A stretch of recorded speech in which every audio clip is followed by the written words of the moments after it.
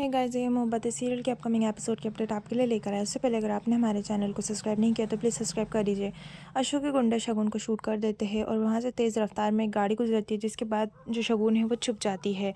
उसे बहुत चोट लगती है। अशोक वहाँ पर पहुँचता है और कहने लगता है कहाँ है शगुन। तभी अशोक के गुंडे कहने लगते हैं कि हमने उसे शूट किया, लेकिन पता नहीं वो कहाँ चली गई।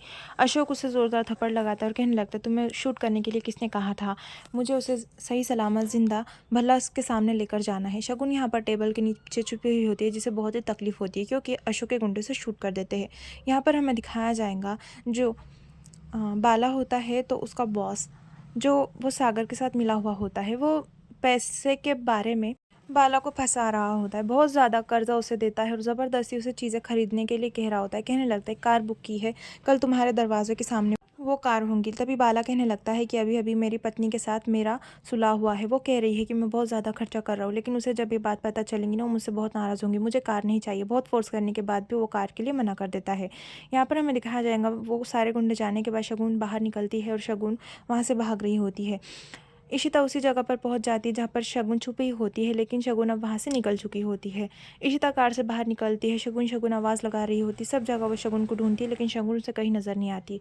वहीं पर एसपी और उसका साथी यानी प्रतीक भी आ जाता है। प्रतीक और एसपी जो होते हैं वो इशिता को कहने लगता है हमने भी हर जगह ढूंढा, लेकिन पता नहीं कहाँ चली गई शगुन।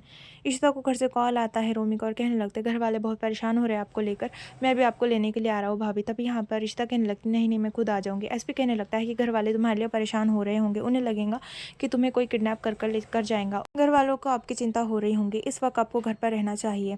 यहाँ पर हमें दिखाया जाएगा जो बाला का बॉस होता है, तो वो सागर को कॉल करता है और कहने लगता है कि बाला ने तो साफ साफ इनकार कर दिया है कार लेने से, अब हम कहाँ पर रखेंगे उस कार को। तभी सागर कहने लगता है कि मेरे घर पर वो कार को भिजवा दो।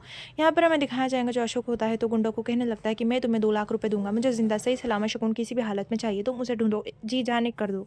शगुन जो होती है वो बहुत सारे कार जो होते हैं जहाँ पर, तो वहाँ पर वो छुप जाती है और शगुन को बहुत तकलीफ़ हो रही होती है। गुंडे उसी कार के ठिकाने पर पहुँच जाते हैं। शगुन जो होती है तो वो एक कार के अंदर छुप जाती है, जो कि सागर की कार होती है।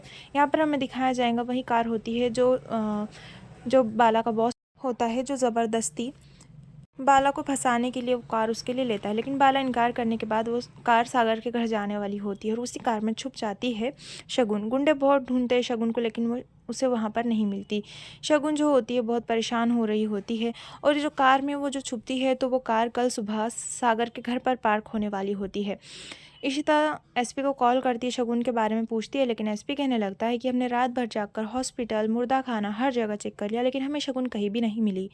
इशिता कहने लगती है कि मैं अभी आ रही हूँ। रमन को गुड मॉर्निंग कहते हैं वो निकल जाती है ढूंढने के लिए शगुन को, और फिर उसे रोक कर पूछने लगता है कि तुम अब कहाँ जा रही हो। तभी वो कहने लगती है एक अर्जेंट पेशेंट है जिसे मैं मिलने के लिए जा रही हूँ।